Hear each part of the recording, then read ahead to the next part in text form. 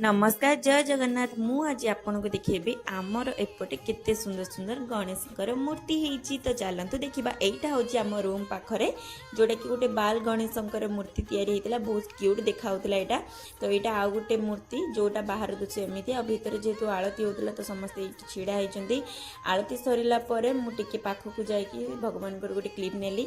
तो यहाँ देखो कितने सुंदर सुंदर मेढ़ बन। तो चलतु आउ गोटे जगह देखा से प्रसाद भी दि जाऊला तापर मोर गेटअप किसी एमती थिला। तो चलते देखो आ गोटे सुंदर मेढ़ यहाँ बहुत सुंदर थिला जोटा कि रोड पाखर। तो यहाँ रोड पाखरे थिला तो बहुत ही ट्रैफिक जाम थिला। तो ताकू बाहर करके जीवाटा बहुत मुश्किल थिला। तो ता किछि समय पर मु ठाकुर पाखु गली देखो कितने सुंदर गोटे बन भगवान को। तो ये प्रसाद दौले प्रसाद नहीं कि चली आ गोटे सुंदर मेढ़ देखापी ये गोटे डल थिला जोटा कि हाथ लगे देखी पलि गली।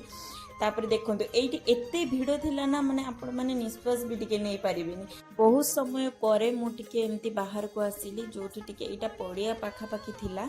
तो टिके फांका थिला भितरे। तो आसिला परे देखिली ये गोटे पानी रे केते सुंदर लाइटिंग करचंदी। तापर टिके भितर को जीवा पाई जेहेतु एठी टिके लाइन लागिथिला तो लाइन क्रॉस करके जीवा पाई थिला। तो लाइन में मुझे छिड़ा होती। तापर भितर को गली बहुत समय पर अध घंटा पर मु ठाकुर देखापी पाइली। देखी सारा पर लाइन ले जाकि टिके प्रसाद आनली।